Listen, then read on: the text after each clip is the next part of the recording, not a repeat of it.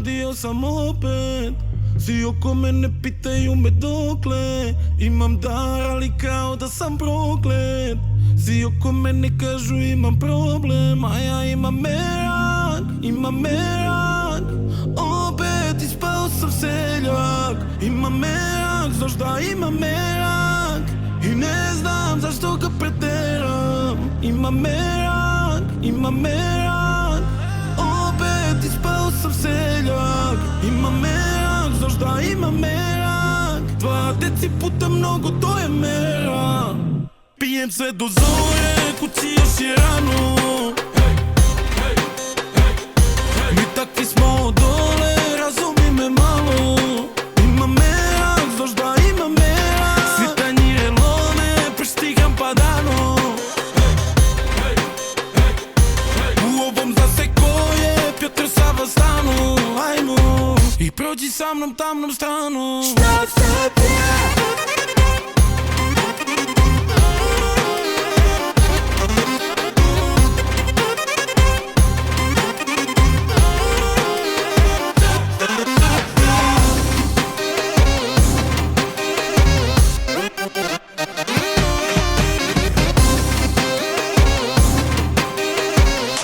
Šta su te pare, za muziku? Malo za bakšiša za danas. To uradio sam opet. Što ću kući kada kući nemam kome. Zato ajde sipi dok brod ne potone. Jer sam takav šta ću kad je život moment. To je merak. Opet ispao sam seljak. Merak, znaš da imam merak. 20 puta mnogo nema merak. Pijem sve do zore, kući još je rano. Mi takvi smo dole, razumi me malo. Imam merak, znaš da imam merak. Svi tanjire lome, prštigam padano. U ovom zna se ko je Toni Soprano. Ajmo. Tony Soprano, welcome in early chatters, starting in a couple. In the meanwhile, enjoy some Balkan beats. Many kisses from your boy Yugo, starting in a second. Today it is content pill day. Today it is slop. Today we eat well.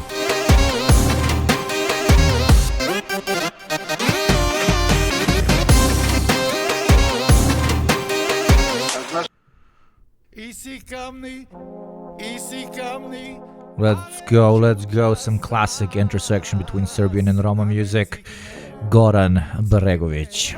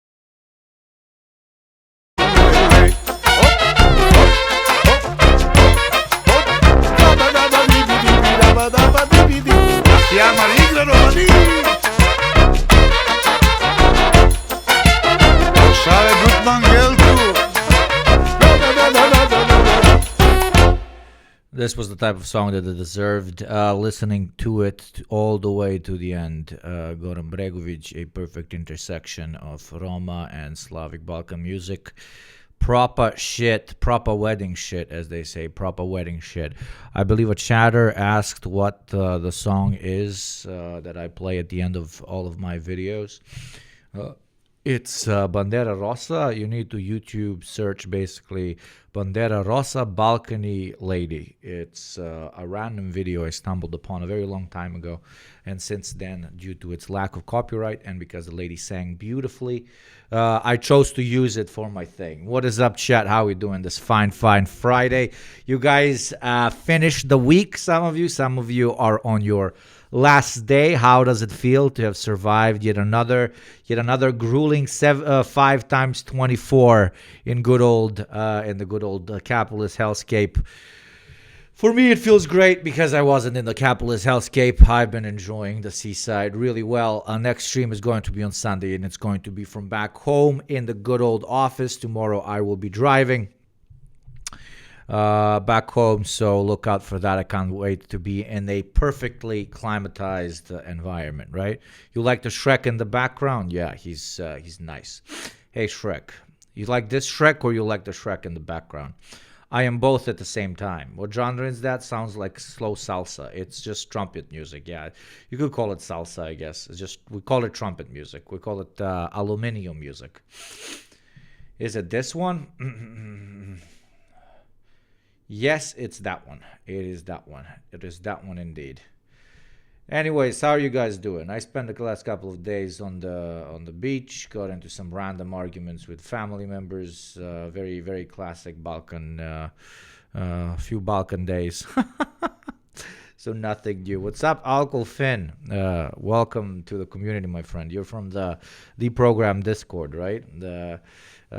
If any of you know about that meme about a deprogram episode not being posted on time, that's Alcohol Finn right there. Okay, Alcohol Finn is the person who invented what at this point is a certified deprogram classic. A new RimWorld DLC dropped today. You guys are really into rimming. That's good. Enjoy it. Oh, he is the legend. Yeah, he is the legend. He is America. He is my best friend. Oh. Tired, bro. Go back from Holland back to hell. That sucks. Where do you live if you don't live in Holland? In Hollandska. Incredible things are happening in France. What is happening in France? Jesus, it's fucking warm.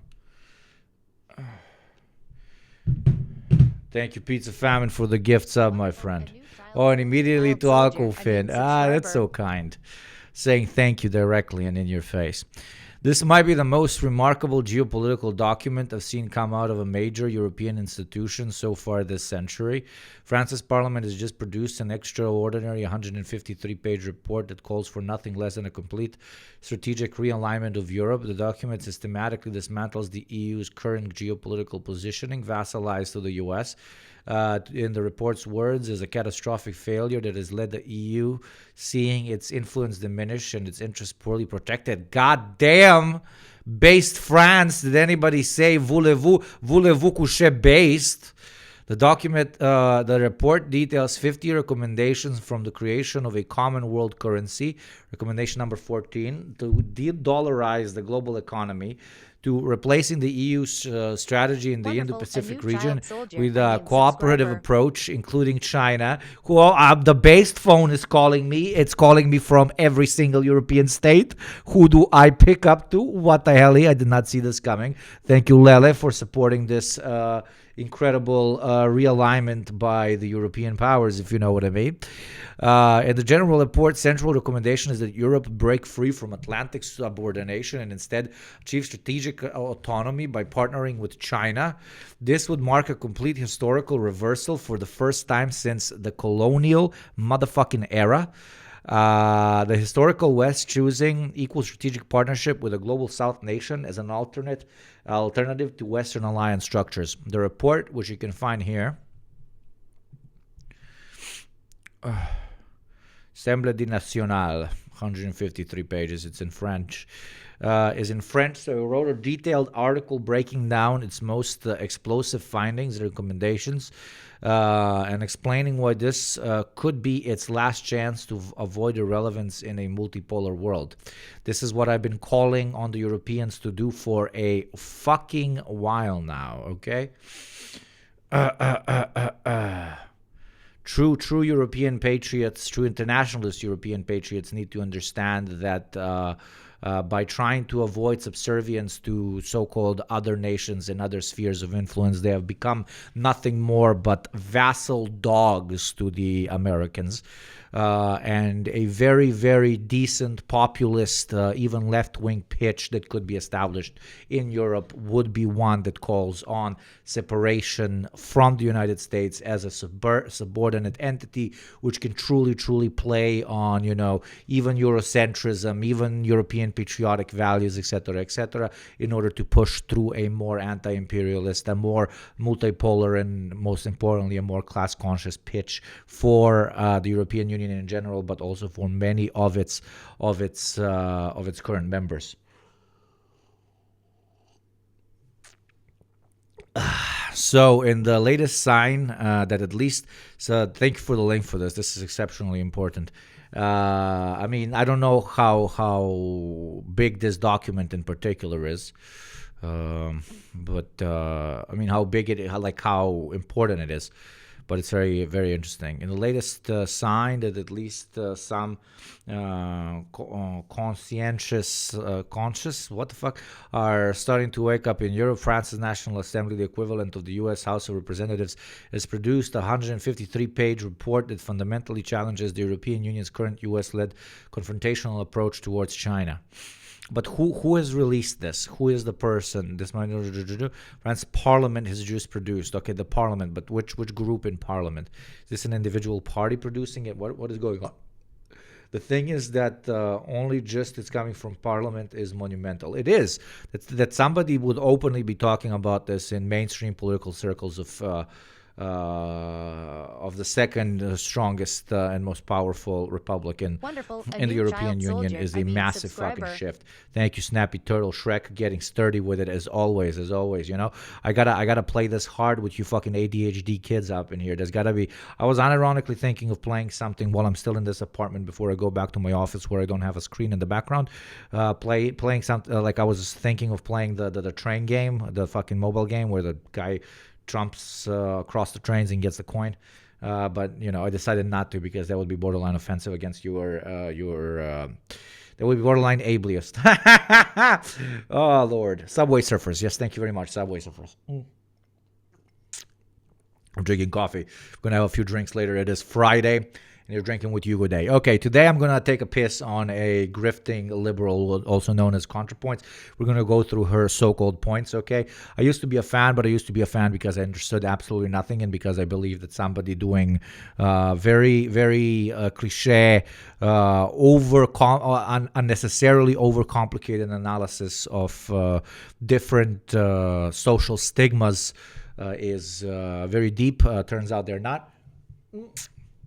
Also turns out that when you're doing something just for the content grift and at some point you start making more and more money, you start avoiding quote-unquote controversial points because pun intended, because you were in it for the money from the get-go. There is no other explanation for said behavior. It could be, liberal Zionism, an actual, ideological disagreement. I doubt it. It's just somebody truly looking at their YouTube channel and their content creation career exclusively as a career and as a method through which to increase one's own capital, and more importantly, a method through which to increase one's own influence over and political power through the type of topics that they choose to pursue and cover. But yeah, thank you very much for the France document. We're gonna be looking out for that. That shit is fucking monumental, chat. Fucking monumental. Contrapoints is one of those entry-level people that helped me move from lib to left, but I'm still embarrassed. I like them at all, much like Vosh. I mean, no, don't be embarrassed. That's really good. Listen, I am the only fucking guy on this entire fucking platform that to an extent has unironically developed a theory on how the digital left pipeline is supposed to function. The only way you're sabotaging the digital left pipeline is by fighting the pipeline itself. So, what do I mean by this specifically? If you're creating SOTSDEM content, I interviewed Jimmy the Giant yesterday. Literally, thanks to, by the way, thank you very much, Anna. I even gave you a shout out in the episode when you listen to it, okay? Jimmy the Giant, very smart lad, okay? Does Britain content, SOTSDEM, right? A very baby leftist, complete baby leftist. I fuck with Jimmy. What's the difference between Jimmy, for example, Contrapoints, and for example, Vosh? What's the difference? The difference is that Jimmy is actually a part of the pipeline. He is targeting particular people at the particular level of the pipeline that are interested in his videos, and he's trying to simply educate them about, reactionary rhetoric and how to fight it, about progressive politics, about decent electoral choices, stuff that is pushing them towards a more class-conscious understanding of the world. What he is not doing, and that Contrapoints has just started doing. I mean, Contrapoints started doing it when they released that when she released that whole fucking video about the left doesn't really want to change anything. They want to endlessly critique, etc., etc. Fucking absolute cringe fest bullshit. That was the moment when they stepped out of the pipeline. Why did they step out of the pipeline? Because they started plugging it. What do I mean by plugging it? They did not want to allow people to flow further through it. They did not want to allow people to get more radicalized. Contrapoints and everything that she did up until that point was progressive and part of the pipeline. She became a saboteur of said pipeline once she started trying to keep people at the level at which she herself was at. Do you understand what I mean? Don't go further than vote Democrat. Don't go further than believe in the American electoral system. Don't go further that, in this case, criticizing an active fucking genocide because it might hurt the feelings or change the general perception of particular ethnicities or particular political parties that she supports that were a part of it, okay? That is active sabotage of the left-wing pipeline. That is attempting to keep people at a center-left at best point to be good little pacifist fucking electoral dogs of the United States of America, and more importantly, people that will still hang around and watch her super watered-down, simpleton, overproduced content. And keep the money fucking coming in and keep the lights motherfucking on. Okay?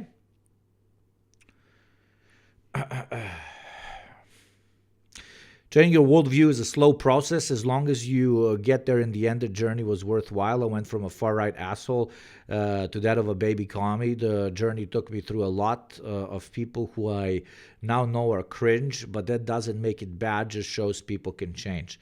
Of course, and no, of course, that's exactly what I agree with. From the perspective of the people actually making the content, though, it is very important to make a strong distinction between those who are participating in the funnel, those who are helping the funnel continue to grow, and those who want people to go through the funnel up until they've reached their level and no longer be allowed to continue.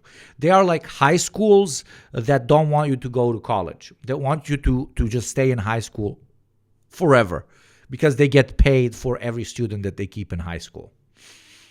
That's what they are. They do not want you to graduate. They do not want you to move on. And that's what makes them hurt the pipeline more than that's what makes them hurt the pipeline more than they help it. Okay? Or prisons. Yeah, ideological prisons of sorts. Though they ideological prisons which pitch themselves to the audience as schools. What Shifty Pizza said is why I hope that all those who come after me will seem like far left lunatics to my eyes. Leftism is progress and the fulfillment of potential. Yes. So yeah, that's my hot take on Contrapoints in particular. Somebody who turned from an active member of the funnel into someone who quite literally, because they started making so much money, wanted to mainstreamize themselves as much as possible and became what she became. That is why you need to be exceptionally careful, extremely fucking careful of people who seem like they're genuinely in it simply as a career move. This is acceptable for almost everything except this job, because this job turns on the pipeline the second it becomes exclusively careerist. To repeat myself, the profit motive motivates communist content creators, communist agitators, call us whatever the fuck you want. The profit motive motivates them to become as moderate as possible and as acceptable as possible to as wide of a mass of people as possible if they want to make more money. So if you start smelling that someone is a careerist, someone is constantly shifting their attitude, somebody's playing too many fucking fronts at the same time, and most importantly, this is the whole spiel. They are punching left. Okay, you have a careerist. And that careerist will eventually, unless they change their way, end up being subsumed more by the profit motive than by generating left-wing educational content. Okay? And that is what happened to this person. That is what happened, I believe, to Vosh. That is what happened to most people of this particular category. They were corrupted by the very same system they criticized. They are one of the rare individuals to whom one could make the unironic argument, communist, but what about house? Communist, but what about iPhone?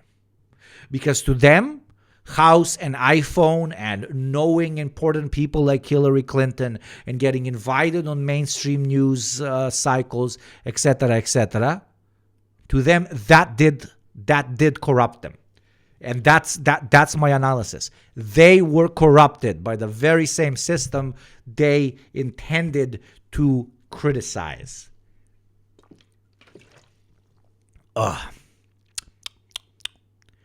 Jesus, my subscriber count is going lower and fucking lower. I guess last month during this period we did really well, so now I'm getting fucked up the ass. So yeah, if you want to support someone that ironically just told you do not support people who do it for as a career direction, which is me, do consider becoming a sub for $6 a month or free through Prime. And allow lowly little principled fucking masked cunts like myself to continue existing on this platform.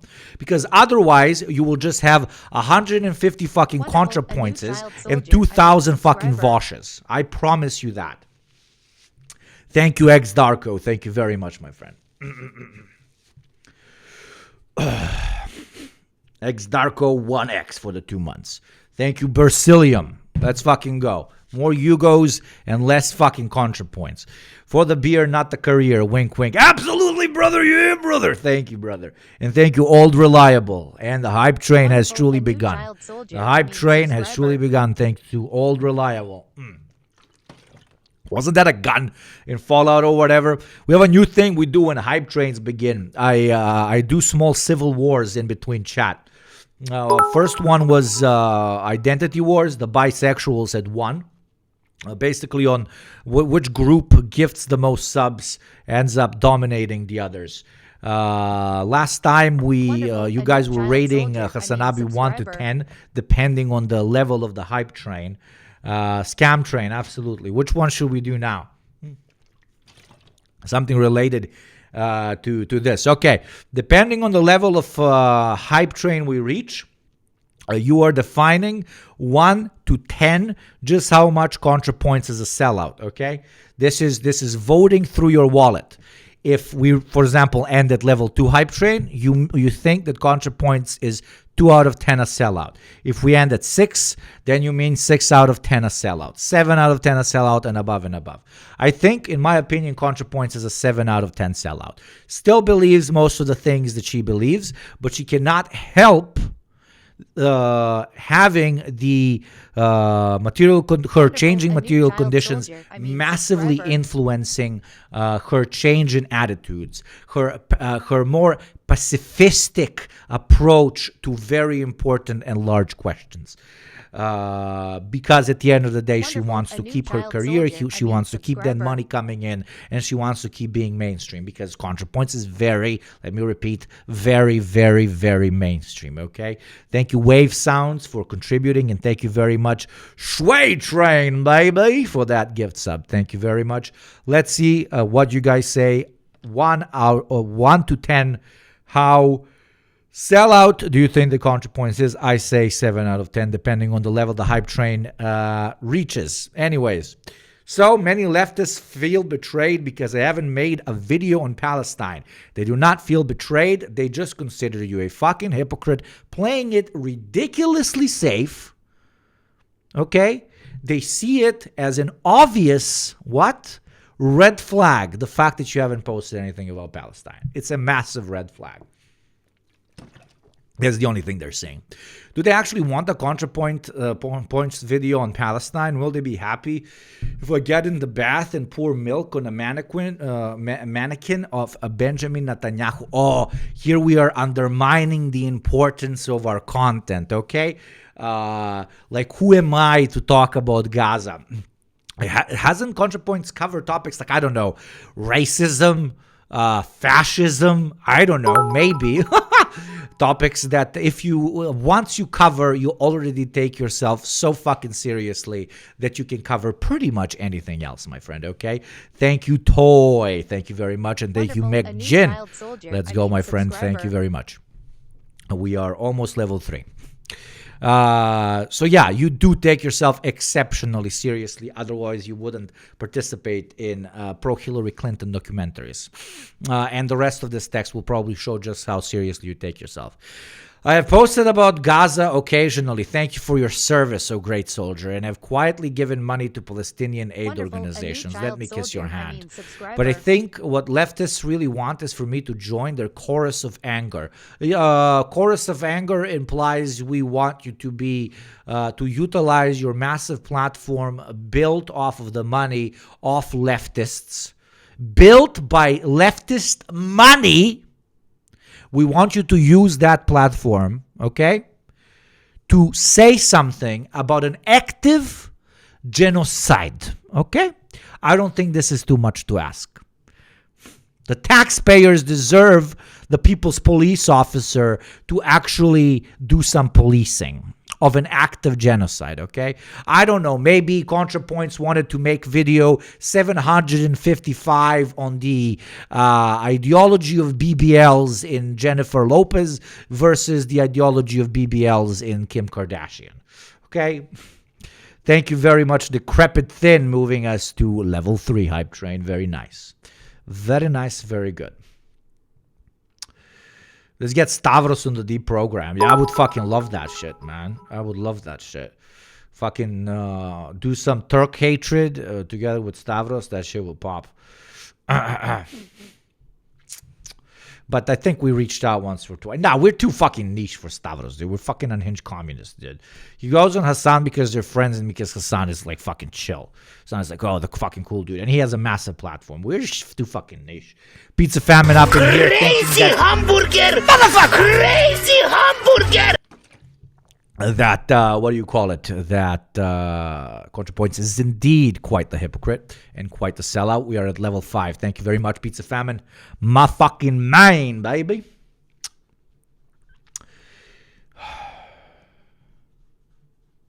Okay, continuing. Thank you, Das Father. Let's go, choo-choo. They sense some hesitation on my part and are judging me very harshly on my presumed opinions. Yes. Okay, I am the most wide tent fucking leftist guy you can fucking think of, okay? Crazy hamburger! Yesterday we were Crazy interviewing Jimmy hamburger! the Giant and JT, whom I love and genuinely consider one of the best fucking communist agitators on the planet. Was like, we have to add a question where we basically question the fact that he's a Socdem, right? And what it would take to push him further left and so on and so on. I wouldn't have even added that, okay? I'm as open tent as it fucking gets because to an extent that's my belief on how the funnel fucking works. And yet, in this case, okay, but I think that leftists really want is for me to join their chorus of anger.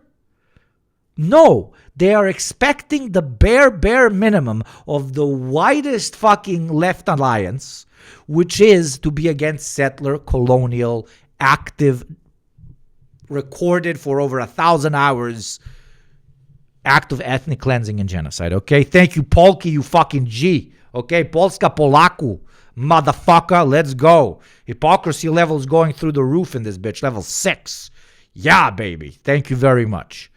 And thank you, DS Fodder, for the prime. Let's fucking go, almost level 7. But yeah, so we don't we're judging you because it is unironically not enough, okay? I will judge the most apolitical dude in a bar that I'm ordering a beer from, okay? I expect the guy pouring me a beer to stand with Palestine. I would not want to drink from a cup in which someone who supports Israeli apartheid and genocide has poured a beer in. So, excuse me if the wider left is expecting too much from arguably one of the biggest leftist content creators on the planet when it comes to addressing this topic. Fren, okay? Thank you, Slippy. Thank you very much, Slippy, for moving the hype train into level 7. Let's see if we can see level 10 out of 10 when it comes to perception of Contrapoints hypocrisy, motherfucker. Okay? The doctor thanks you. Indeed.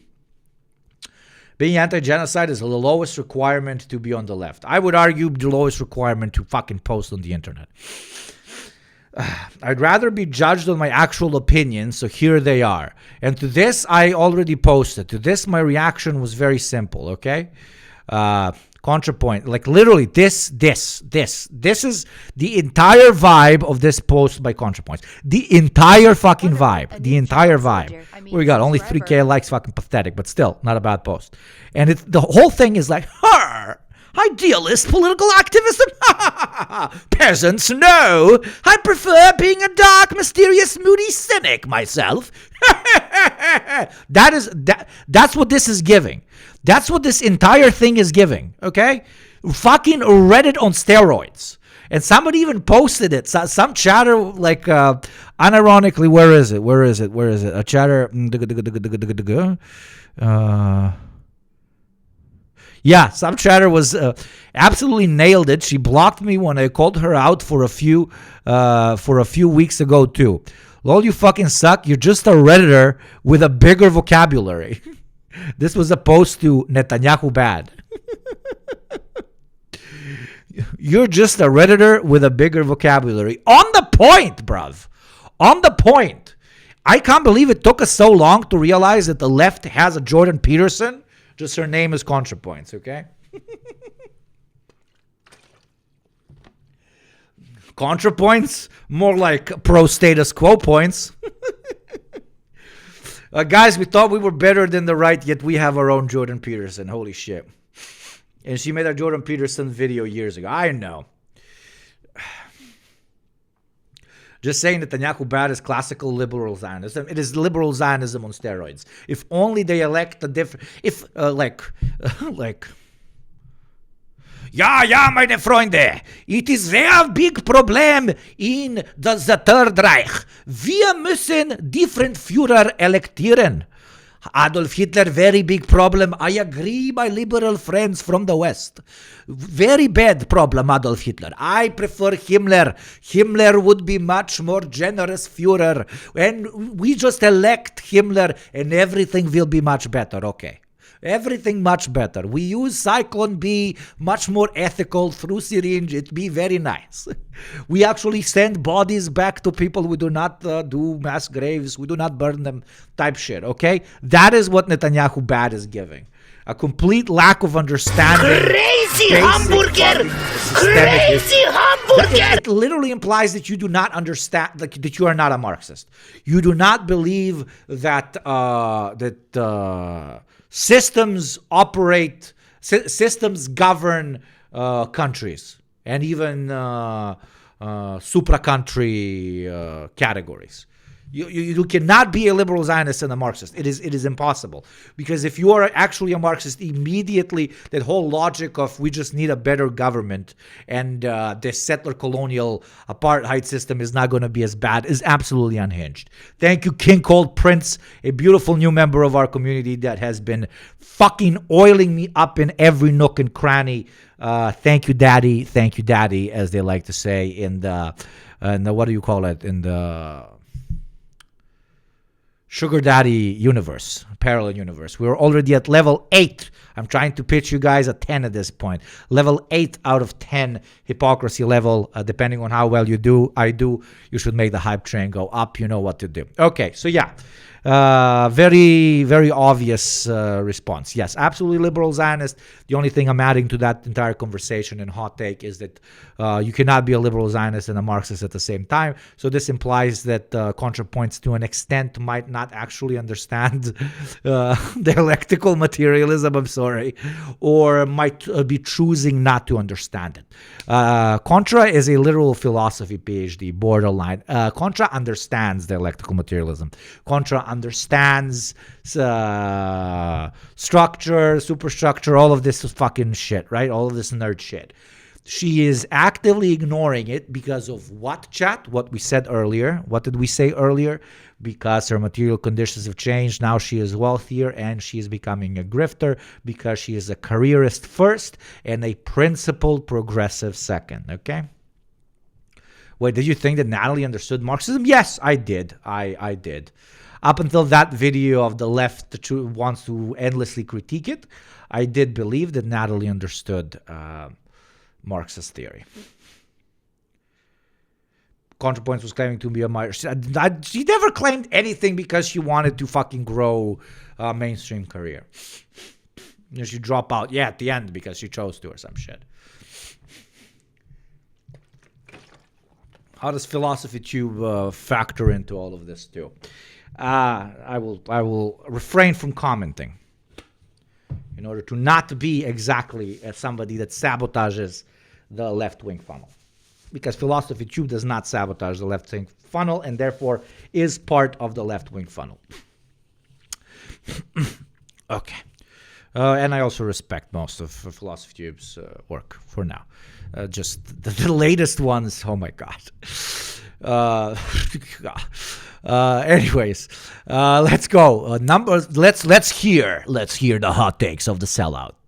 Number one, Doom. The week after October 7th, it was clear the mood among Israeli leaders and civilians was, by the way, mods, this would be good for TikTok. This part would be good for TikTok. Child soldier. Keep in mind, you always told me to tell you this whole rant, parts of this rant or whatever. Thank you, Irate Lump, for the 9 months. Hope our beautiful child is looking good. Hype train almost over. Let's see if we can get it to level 9. The week after October 7th, it was clear the mood among Israeli leaders and civilians was overwhelmingly kill or be killed. Existential panic and unstoppable lust for revenge. It reminded me of the U.S. after 9/11. Wake up, Joe Biden. 9/11. There was no reasoning or protesting them out of it. Nor was it politically feasible for the U.S. to withdraw aid to Israel on a time frame that would make a difference. The parallel here is relatively stupid.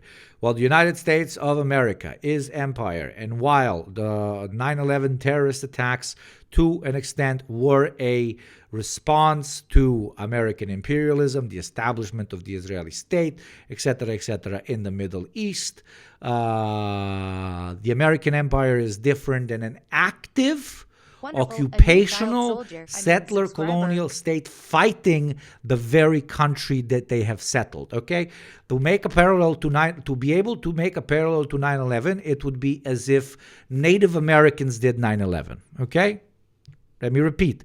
To be able to make that parallel, Native Americans would need to do 9/11. This parallel doesn't work, right? We can make parallels about, again, American imperialism, etc., and a response to that without justifying 9/11, of course. But it wouldn't work as a direct parallel to the October attacks. Thank you very much, Barry Bowles, for the 5 gifts. 9 out of 10 hypocrite. Thank you, Barry, the fucking OG of OGs.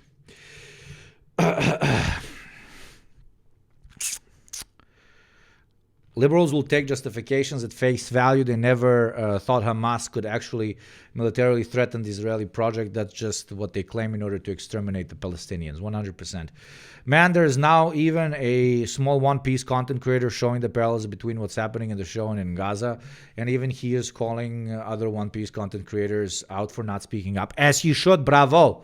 Yet here we are with this political content creator, Contrapoints. Political content creator. Political content creator second, fucking careerist moneymaker first. I'm done like moving in between the cracks. Call a fucking fish a fucking fish. Call a dinosaur. Call a sellout. I used phrases that don't exist in the English language. Call a dinosaur. Very London language speak today, okay? But that's what it is. That's what it is. I don't know how more blatant and obvious it has to be. And the smartest thing she could have done is not post absolutely anything at all. But she felt like she needed to post it because she didn't want to feel like a hypocrite. But you are a hypocrite. You've already gone down this path. The only way to defeat being a hypocrite right now is to actually condemn a fucking genocide. It's pretty easy, especially with your fucking platform. It's the least you can do for your taxpayers, okay? Your taxpayers being leftists that made your fucking channel what it is. You owe them. There was no... So yeah, parallel with 9/11, stupid. It could be a parallel if Native Americans had done 9/11. There was no reasoning or protesting, the blah, blah, blah. It would have required replacing most of Congress and overturning decades of bipartisan... Wonderful. A new child soldier. Subscriber. Thank you very much, my friend. Krell Tucker, you fucking G. Nor was it politically feasible for the U.S. to withdraw aid to Israel on a time frame that would make a difference. It would have required replacing most of Congress and overturning decades of bipartisan strategy and diplomacy. Even in the best case scenario, it would have taken years. So there was a sense of futility. But worse. This is just running classic fucking defense on herder. We was lost Kamala Harris because they was evil leftist. There was evil leftist and they was not say fuck Palestina. We elect you very good. Why you say no fuck Palestina? I'm doing the Pakistani lady or what nationality she was like. Hey Obama, why do you forget 9/11? Like this is Contrapoint saying, hey leftists, do you forget Kamala Harris? Is you forget Kamala Harris lose? You think I talk now Palestinian genocide? No. Is you forget Palestina? Is you forget Kamala Harris lose? I make everything about Kamala Harris lose now? Is you forget? The first point is so obviously false when we saw Trump made one phone call and stop Israeli planes in the air en route to Iran. One phone call. 100%. And now with the 12-day war, like one post. He posted and they stopped doing whatever they want. The political, what's the word when you don't know how to write? When you are not inadequacy, but when you don't know, illiterate, the political illiteracy, which implies that the United States of America, which is quite literally committing this genocide, just using hands of Israeli pilots and IDF paramilitary soldiers to do the ethnic cleansing. The idea that they couldn't stop it whenever they chose to is absolutely absurd. And the idea that if enough political willpower was directed at them, that they wouldn't stop it from the fear of losing. No. The Democrats during that particular election thought that it's not that big of a deal, and they really liked AIPAC money. But let's blame people who call that out, not them taking AIPAC money. Also, even if we go with the idea that, oh my God, even if we go with the idea that it would have been impossible for the Democrats to do absolutely anything about the genocide of Palestinians, 90% of the shit that they're running on, they will not be able to do. But they're politicians, and they say that they will do it.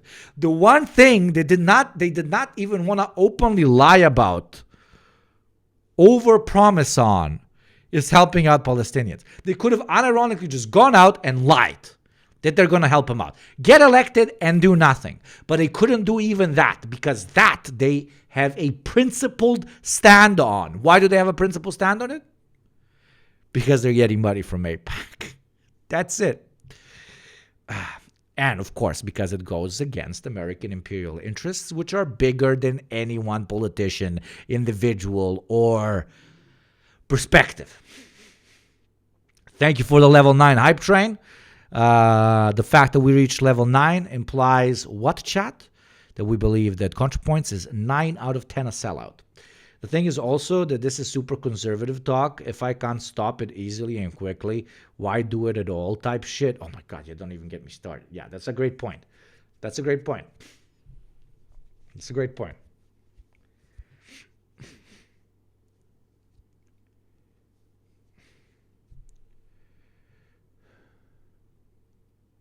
You were doing it like no one else. Shrek in the background. I don't want on stream, but on the screen behind him. Man, I'm Shrek too. Yay! Calling me Shrek looking is a fucking compliment. Okay. Only Balkan boy baddies can score Balkan baddies. Okay. Typical Slavic couple. Okay. People think this is like Slavic men ugly so destroyed type shit. This is the biggest compliment someone can give you. While looking like this, we can score this. What's your excuse, motherfucker? What's your excuse, motherfucker? Slavic dudes be looking like this and scoring this. What's your excuse? What's your excuse? What's your excuse? What's your excuse? Okay? Oh, it's like a gotcha. Oh, we destroyed them. And it's like posted by the most Anglo-looking, like classically stereotypical definition of male beauty posting ass dude that has not a fucking laid pipe in the last 5 years. Right?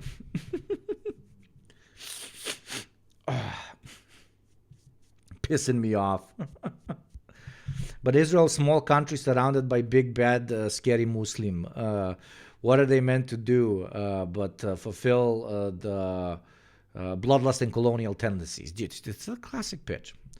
Muslims de facto anti-Semitic, therefore they must all be destroyed in order to ensure long-standing peace.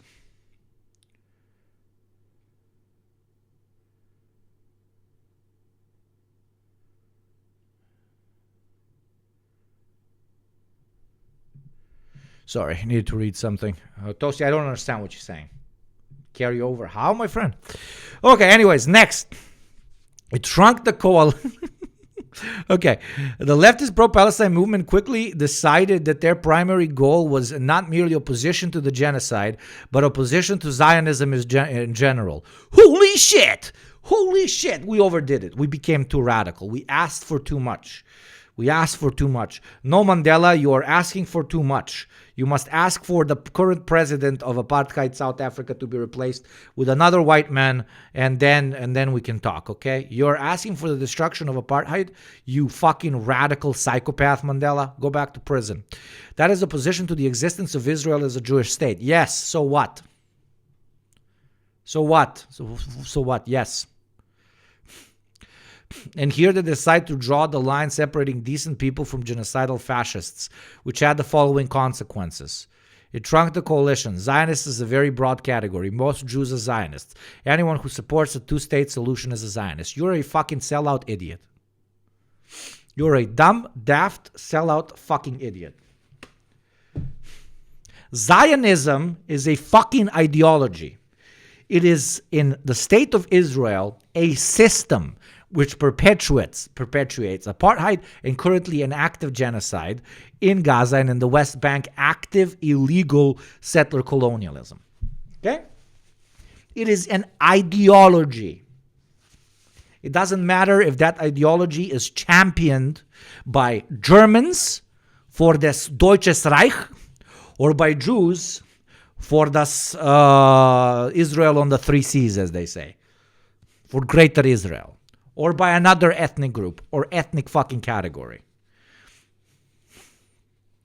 If 95% of Russians supported the occupation of Ukraine, would criticizing this Russian imperialist ideology, okay, settler colonial ideology, imply that you believe that all Russians are evil, fucked up, or that they are members of a conspiracy to control the world and that they pull the strings behind it? No, of course not. We are tired of having to address this particular point when it comes to Jewish people, okay? Especially because we're talking about an unironic Jewish supremacist fucking state.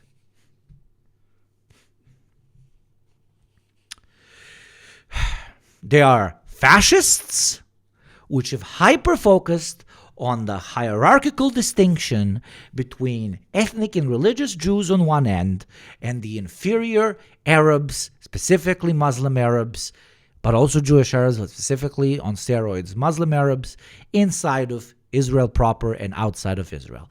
That's it. Fascism can reinterpret itself with any sort of category whatsoever. You can have a fascist women-only country where they're shooting all the fucking dudes. Is calling out such an ideology misogynist towards women? Because of a couple of women, or even a couple of million women, or even 20 million women, thinking that you should shoot all men and that they deserve a one-gender state. Of course not. Are you insane? In the same way, calling out Zionist fascism is not the painting of all Jews. And I'm tired of explaining this. And someone with a platform as large as hers does not deserve that platform if they do not understand the distinction. Because the distinction is extremely simple. You need to be a daft, dumb fucking cunt in the year of our Lord 2025, a couple of 100,000 dead or displaced Palestinians later, to not understand the difference. No more patience for this shit. No more, they don't get it yet. We gotta hold hands. What? No, fuck off.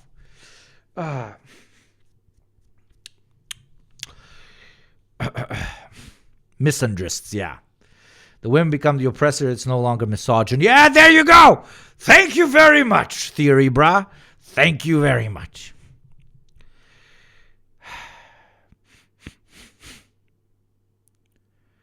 It would be an insult to sex workers all across the globe to call her a sellout prostitute. I never called her a prostitute. When did I call her a prostitute? I didn't say prostitute. I would never disrespect prostitutes like that. Yeah, I have it on my list. And of course, like to an extent, I might be overdoing it. And I might be overdoing it. But I'm not apologizing. Because she chose to post this shit. She chose to do the most classic liberal fucking Zionism. And what I'm angry at more than absolutely anything else is of the lost potential. Of the lost potential. Of an arguably pretty smart person being subsumed by the very ideology and system that she was fighting. Or maybe I was wrong all along. Maybe she did not have a single fucking problem with capitalism. Maybe she just wanted to vibe in a chill, lib environment when, trans people can also go to brunch. Maybe I misinterpreted everything. Maybe I'm screaming at a wall right now. Sorry for thinking that people might be smarter than they actually are. In my opinion, her only gripe with capitalism seems to have been that she was a victim of it. She's a stereotype of what right-wingers think leftists are, I guess. Brother Yugopnik is an oppressed minority living in his people's historic homeland under occupation. I want to know how it feels to look back on history and know that you guys shook off the shackles of the Turk. Yeah, it's many greetings to you, my friend. I mean, it feels good. It feels good. But then we shook off the shackles of the Turk, and then the domestic bourgeois took over and just put on a different paint of shackles on us. But they, of course, they were not as heavy as those of the colonial occupation, of course. They weren't covered in spikes. So we just had turned into a national neoliberal capitalist experiment. So yes, it is much better, and I wish you liberation to you too, my friend, to all peoples that want it.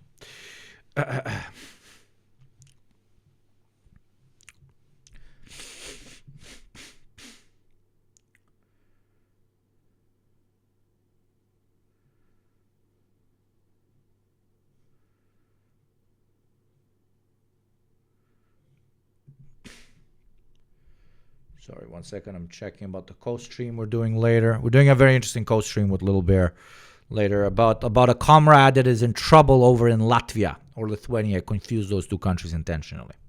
It is my slight xenophobic jab at the Baltics.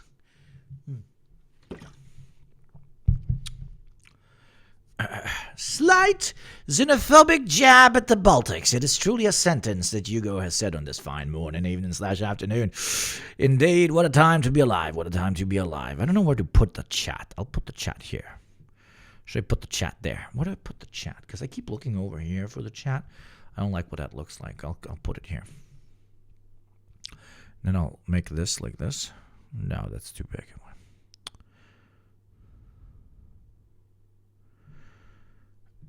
And why did chat get tiny now? Okay. Obviously, I'm not streaming from my actual setup. I'm traveling currently, so this is all a mess. On Hassan's stream, I hit him up and he replied. I was like, how many screens are you using? He was like 2. I use 3 and I'm barely fucking managing. I feel like in order to make it comfortable, I make it uncomfortable. Oh, wait, I have a good idea. This is not a bad idea. Like this. Like this. That's not a bad idea. There you go. Now I can read it actively from here, but I can't scroll it. Gotta move to the other one. Feel claustrophobic at 2? Me too, yeah. No, I have like these 2. It's not 20. His is probably a massive screen. I have 2 smaller screens and then connected to a laptop. Anyone who supports a 2-state solution is a Zionist. It was politically infeasible. What is the pathway that takes us from the present situation to the solution of Israel as a Jewish state? I don't see how this could happen without either a total internal collapse of Israeli society, yes, necessary, good, or nuclear war. Oh yeah, every large state that contains nuclear weapons falling apart requires nuclear apocalypse. As usual, leftists have championed a doomed cause. And on this, I want to finish talking about this person. We have championed a doomed cause. We have, indeed. Okay? We championed the doomed cause when we believed that women's suffrage is necessary. We championed a doomed cause when we believed an 8-hour workday was necessary.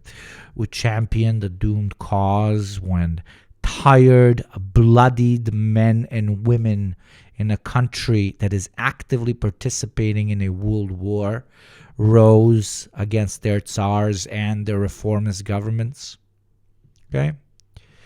We have always championed the doomed causes And it is exactly because we championed them that we got somewhere as a fucking species.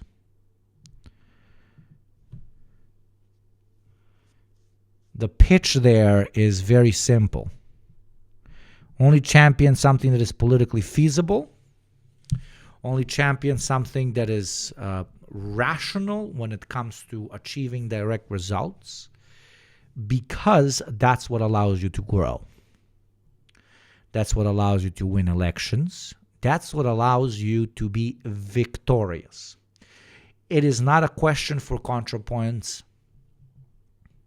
on victorious in what, victorious on what, grow in what direction. No, growth for growth's sake, victory for victory's sake. Democrats in power, so that we have Democrats in power. My channel growing so that it grows. No grander ideal. No grander direction. Careerism. Okay? Pure careerism. And that's why I will never take this person seriously again in my life. And neither should you. And more importantly, what I said earlier, you have to, okay? You have to be very careful of people that present themselves in these spaces as individuals that care about this general movement, who have a whiff of careerism in them. Because eventually they will get subsumed by the profit motive. Eventually they will become as moderate as possible. Eventually they will try to pitch themselves to as wide and as palatable audience. And eventually they will start doing it for the sake of fame and for the sake of money, and no other reason. And that is when that becomes a commodity. And that is when watching them, interacting with them, sharing their shit becomes the same value as watching random TikTok videos of dudes doing, 360 rap battles. Though arguably the 360 rap battles, whatever that is supposed to mean, are better because they are not presenting as what? As political progressive content. Tell me about it. Too many people in the KPO are like that. Yeah, it's... BreadTube should be a slur. It has officially become. The only OG from that whole era that is still, carrying strong. I mean, OG is fucking Sean. Sean is base as shit. Sean came out, made a whole fucking video. An hour and a half fucking video in Palestine. Introduced so many libs to anti-Zionist perspectives. I think $250,000 gathered for Palestine as well. There you go. Principled motherfucker. Principled motherfucker. Talking fucking skull. This fucking lady, in it for the money. And it's so fucking obvious. So fucking obvious. Which is ironic. In her path to be as palatable as possible, to be as mainstream as possible, she has arguably killed her career. Unless you guys become as forgettable as you tend to be, and this is some self-crit. And start forgiving very soon. It's not about forgiving. It's not about forgiving or blaming. It's about when somebody shows you that they don't have any fucking idea what they're talking about, that you should no longer take them seriously unless they actively educate themselves on the topic. Okay? No knowledge, no right to speak. And contra, on progressive fucking topics, non-social issues, you have no fucking right to speak anymore. Anyways, Bet Empanada, the man who has the right to speak about absolutely fucking everything else. The opposite of Contrapoints, a true fucking believer, a rabid attack dog, a G of all G's. Let's see. Content poop Ethan Klein. Can't wait to be sued by Bet Empanada for watching this video. This video contains potentially upsetting scenes of YouTube, Ethan and Hila Klein of h3h3 Productions and the H3 podcast engaging in sexual harassment and the sexualization of children. These clips are abhorrent and shown solely for the purposes of denouncing them. The creator of this video disavows everything that Ethan and Hila Klein did in these videos. Shitbag left, let's go. We've got some edgy material here, and watch your hands, because you're gonna get cut up on this one here, guys. You can scar me, but you can't stop me. Now that is interesting and very deep and poetic, but what's even more interesting is if we just go a couple pixels down. Boom. That's some good camel toe, girl. Yeah, nothing like making a political statement like showing off that camel hoof, girl. Yeah, let me get down with that shit, boy. Could smell it from here. She. What you just watched is a video of Ethan Klein, supposed YouTube royalty, viciously sexually harassing a victim of the Boston bombing terrorist attack. She was 17 years old at the time of the attack, something that Ethan clearly knew, given that in his video, which was filmed by his wife Hila Klein, he refers to her as a juvenile, meaning child. This is the sort of content that propelled h3h3 and its team, at the time only Ethan and Hila, to worldwide YouTube stardom. When people talk about the old h3h3, about how great their old videos were, about how they used to be really... Is this video by the Empanada is going to be a mega compilation of all the hot takes he's had on h3h3 throughout the years? That's what I'm feeling like, because we fucking followed all of this shit in detail, and now it's just gonna be a compilation of all the brilliant journalistic work that the Empanada has used. Best off, basically, yeah. Funny. This is the sort of content that they're talking about. Ethan and his fan base has since been lying about this video.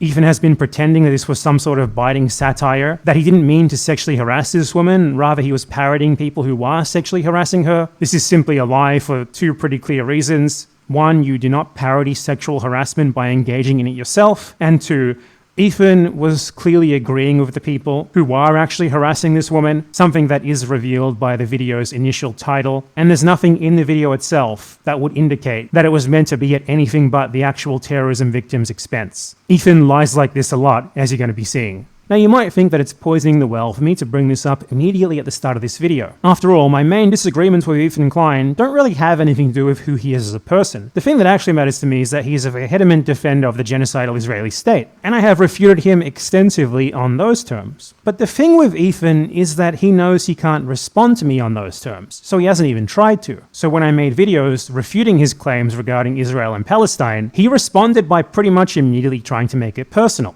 Rather than responding to me on the merits of my arguments and the facts that I was putting forth, Ethan immediately went looking for dirt on me as a person, and he uncritically believed and spread the first rumor that he found, which was him accusing me of being a pedophile. Here's a tweet from him. You guys will enjoy this. It says, "Oh, Hamas raped a bunch of babies and kids now? Where's the video evidence of it? I was looking to jerk off anyway." You think I'm kidding? That's a real tweet. That's his son's guy right there, boy. We love me some bad empanada. Now that was the first time Ethan had ever replied to me, and what he did was hold up a fake tweet to the camera and say this is a real tweet. Now to be clear, it's not a real tweet. I wasn't on Twitter in October 2023, something that is incredibly easy to confirm given the fact that the tweet shows that it has 4 replies, and if you search for my handle and the dates in question, there are no such replies. This tweet was made by a pro-Israel harassment organization called the Shirion Collective, who then spread it in a defamation campaign against me. The leader of this organization, by the way, was later outed as Daniel Linden, a professional pornographer who writes guidebooks for OnlyFans. So Guidebooks for OnlyFans. What does that look like? Position your phone here if you want to catch the best angle of your puss. Want to show your ballsack and your shaft, but you are too worried about your ballsack looking larger than your sack. Then position the phone like this. So this is a mega compilation, basically, because I'm not sure we can watch this if it's a mega compilation, because, like, all of you guys know about all of this already. Like, Like, we all know everything about all of this. So it's kind of a, you know.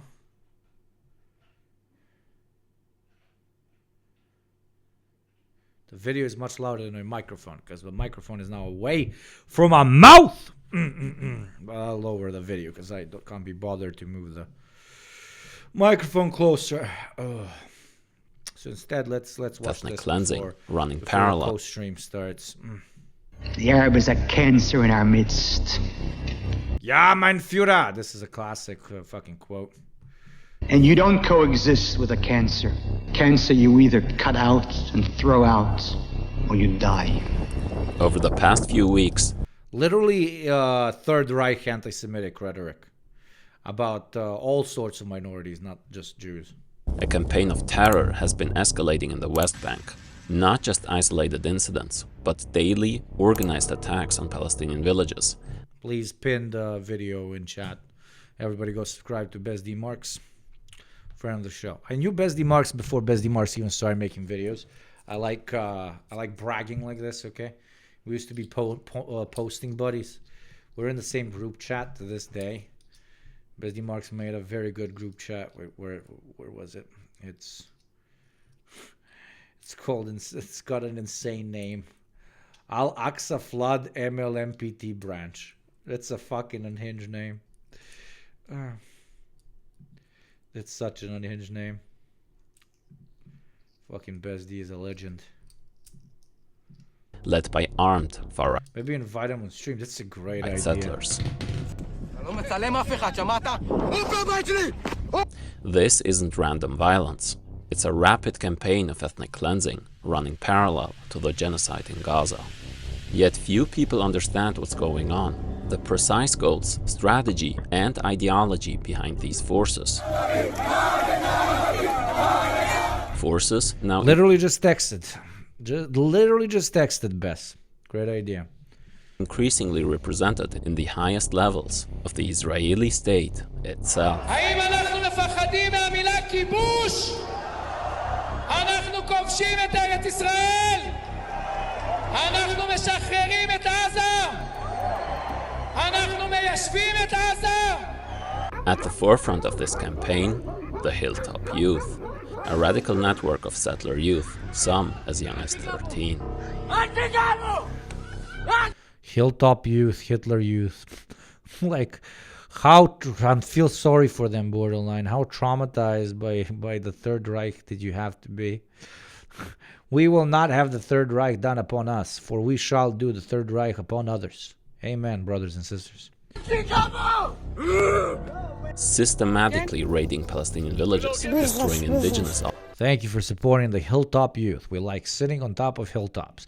Not to be compared to the Israeli Hilltop Youth, where they shoot people for no reason. Thank you very much for the 5 gifties and for your great support, my friend, as always. Xi Jinping, thank you very much. A daily reminder here by YugopnikTwitch that settlers are a different word for paramilitary organizations that LARP being civilians. They occupy territories using a violent means, sometimes even weaponry, in the interests of a particular state. What is that called? That is called a paramilitary everywhere else except in the West Bank. Okay? Once they occupy a particular territory, the professional army comes in, and then they use the argument of defending them from retribution. A bunch of dudes with a particular ideology, carrying guns, occupying a particular place is a paramilitary.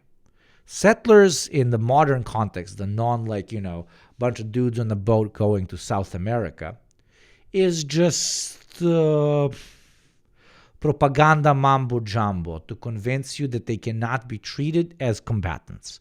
They are combatants, okay? In this context, in the West Bank, I mean. Olive groves and setting fire to mosques, churches, and homes, often while live streaming it.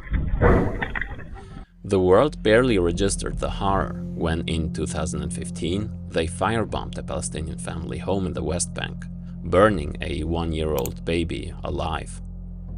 The spiritual leader of the group is the grandson of one certain rabbi from New York, who would go on to become the chief ideologue of Jewish fascism, with followers rising to the highest echelons of the Zionist state.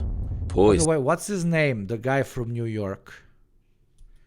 Let's do. I love doing this Zionism classic. What was his name? Remind me. I'm bad with names. Meir Kahan. Okay, let's check out something about Meir Kahan. Okay. Huh. American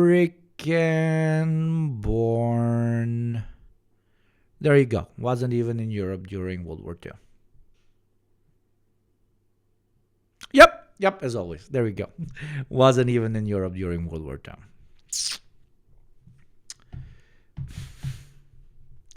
What am I implying? You know exactly what I'm fucking implying. You know exactly what I'm implying. Is to fulfill their ultimate dream. A guy who never saw the front or a concentration camp screaming about how we must do the front and the concentration camp against another fucking population so that it never happens again, quote unquote. That's what the fuck I'm saying. Valor theft is what I'm saying.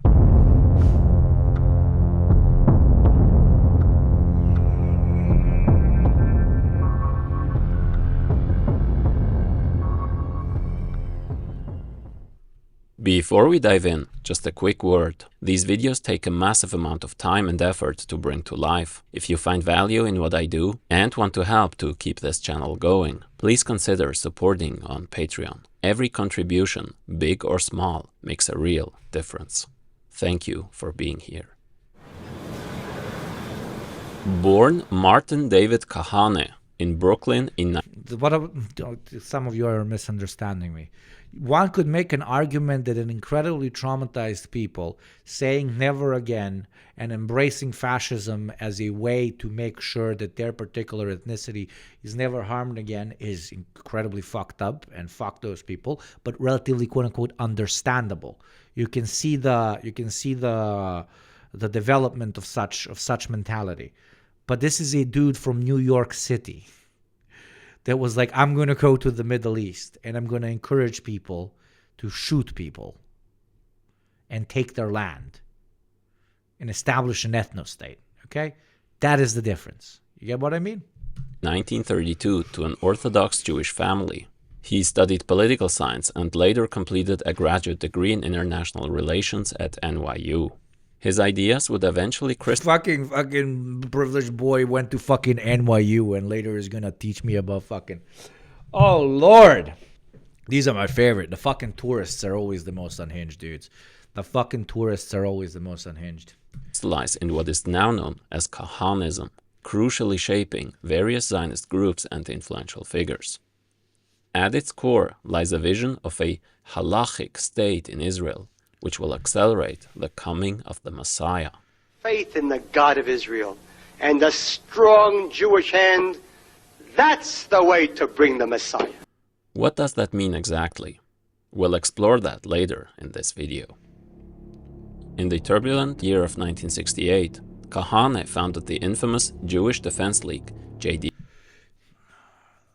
Thing is that most Holocaust survivors are not only treated like trash in Israel, but are also, at the very least, incredibly uncomfortable with Israel's actions. Yeah.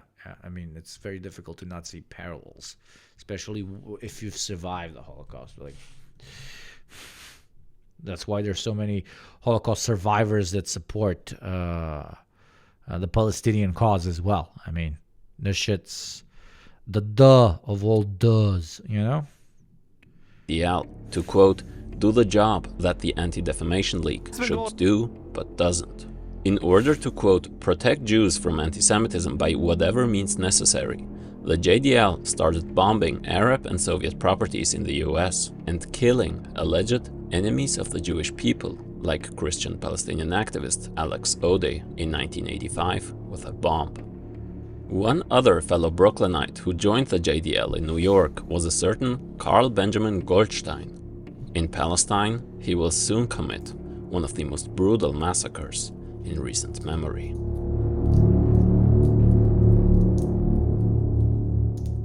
The Kahanist trend didn't emerge out of nowhere, but is firmly in line with Zionist political currents that began colonizing Palestine 100 years ago. Meir Kahane's father, who had a great influence on him, was the rabbi of a large synagogue in Brooklyn and a strong supporter of so-called revisionist Zionism, which I already briefly introduced in my videos on the Nakba. But here's a short recap. The dominating Zionist current back then was socialist or labor Zionism, which I did 2 videos about. This is considered the left wing of Zionism, which built all the important institutions that formed the State of Israel. Chief among them was the Haganah, the Zionist militia who quote-unquote defended its expanding settlements, the pseudo-socialist kibbutz. Soon, one particular faction would split because the Haganah's colonizing approach wasn't fascist enough. That new paramilitary group was called Irgun. To understand their worldview, one can look at articles published in a prominent revisionist Zionist newspaper during the 30s. One piece stated that the Nazi movement has both a shell and a kernel. The anti-Semitic shell is to be discarded, but not the anti-Marxist kernel. But there you go. They agree with fascism, just not fascism directed at them. This is the classic of all fascist movements. Post-World War II fascist movements, every single one of them. I'm a Slavic man, right? All sorts of fascist movements exist in Eastern, Southern, and Central Europe. And whenever they try to do a fascist pitch, this is what they say. The Nazis got it all figured out really well, except Slavs being subhumans. And there you go. Jewish people can do the same. The Nazis had it figured out, except for the fact that Jews are subhumans. They especially got it right when it comes to their anti-Marxist tendencies, which did not only underpin the Nazi movement, but underpin all fascist movements. All fascist movements are anti-left before they are anything else. They are anti-left before they are misogynistic. They are anti-left before they are racist. They are anti-left before they are anti-Semitic.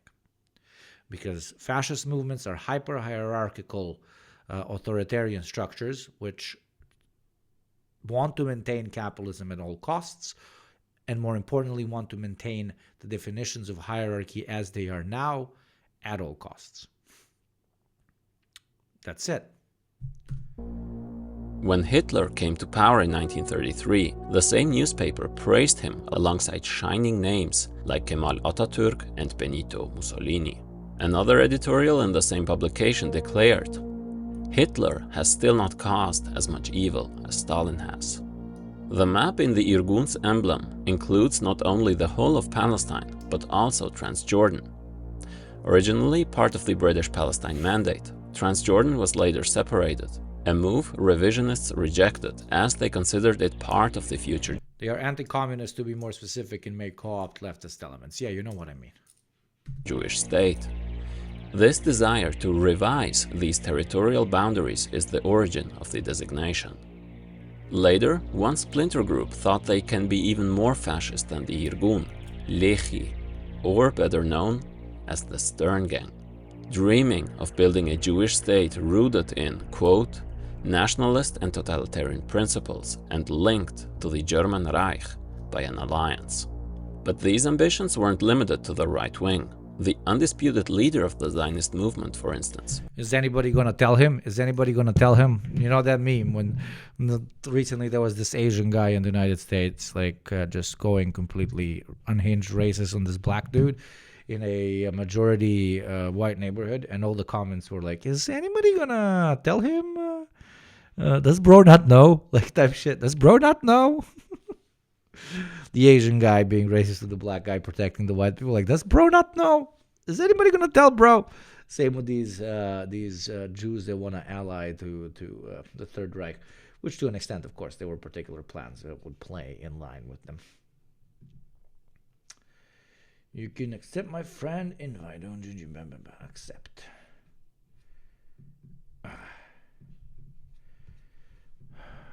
The so-called socialist David Ben-Gurion also viewed Jordan as part of the Jewish homeland. In fact, he envisioned a Jewish state stretching into Lebanon, Syria, and even the Sinai Peninsula. Even the kibbutz movement, which considered itself more to the left of Ben-Gurion, upheld the idea that Jews had a right to settle throughout these broader regions. Today, the kibbutz movement aligns with the general goals of the right-wing settler militias, but more on this later. During the Nakba, Irgun and Lehi would commit the notorious Deir Yassin massacre.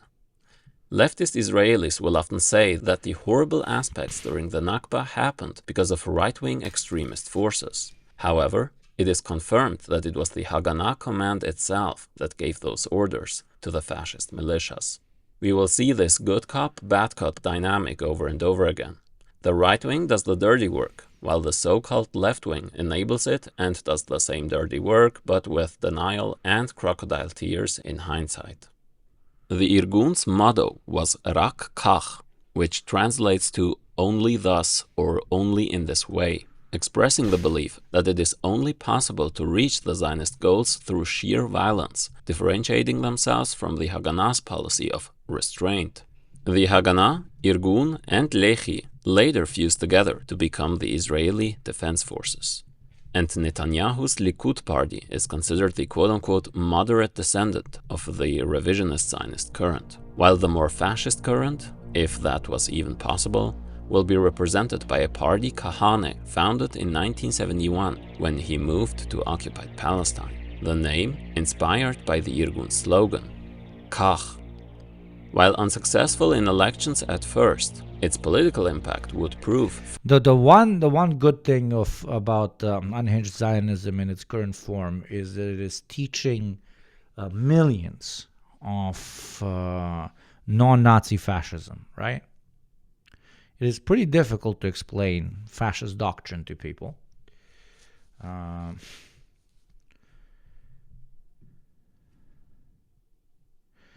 But having Jew fascists, right, will go a long way of making people understand that not only the Nazi interpretation or the Nazi version of fascist doctrine is the only one that can exist.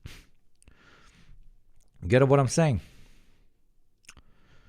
Okay, we'll get back to the video later. Sent you an invite. Might be in your notifications. Now we're gonna go and talk to Little Bear about whatever they want to talk about. My Twitch wants to collaborate. Click to accept. I'm clicking to accept. Accepting. Join shared chat. Let's share that beautiful chat.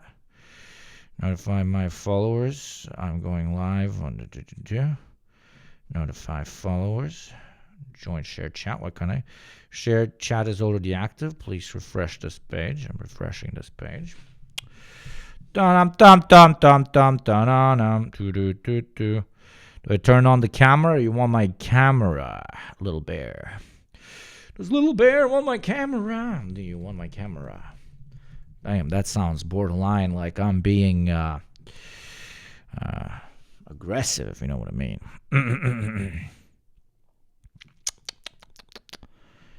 Okay, here. And then I turn off the sound here because we're going to be talking on Discord. Sure, on Discord. Mute the stream together.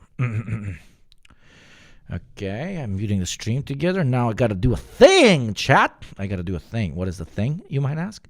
The thing is I got to go and do a macOS screen capture. And then I got to do the Discord. Okay. I got to do the Discord. And then you see all of this crazy stuff on screen, okay?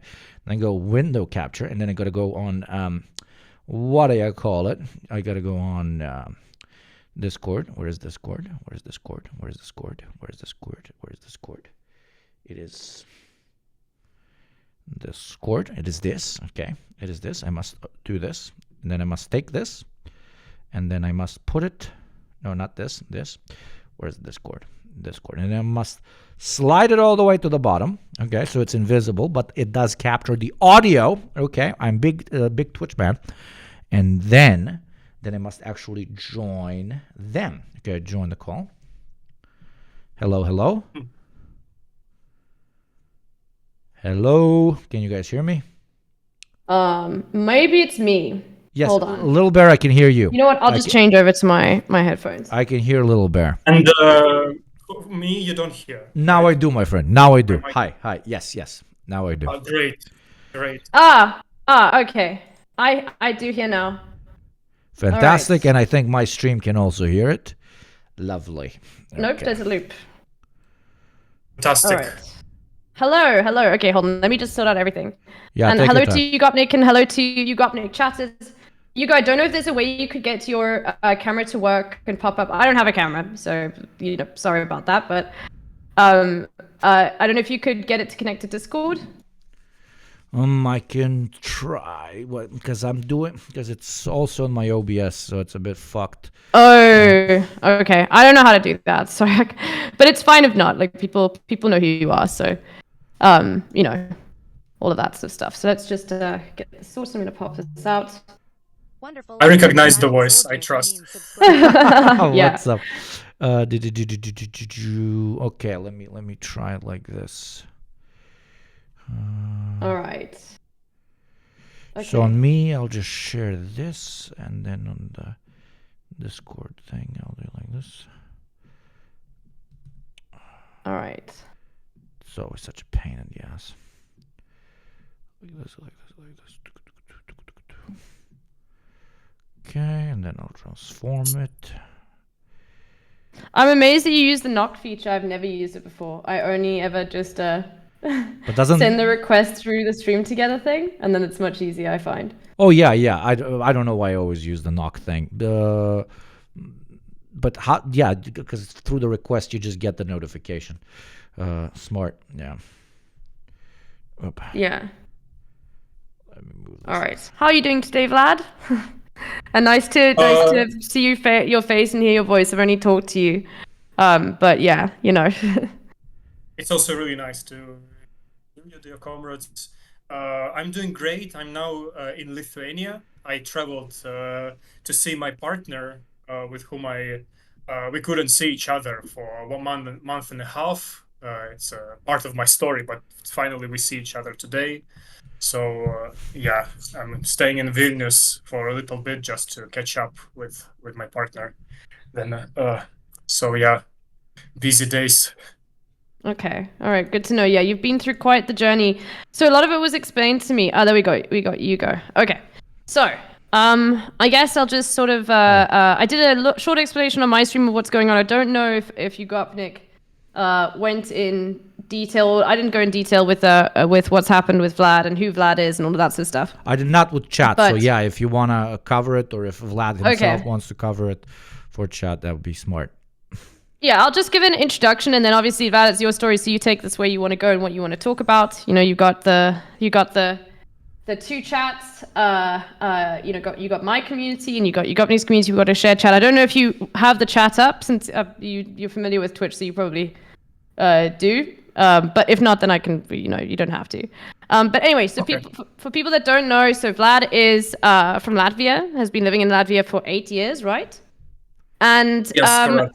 And has been now received I don't know what you'd say from the government, saying that Vlad was going to be deported, and it's something based on the fact that you're a Russian citizen, but also other stuff surrounding it, and it's to do with your extreme left-wing activism, and there were no laws cited or anything like that. So it's really just clamping down on any sorts of leftist sentiment in Latvia.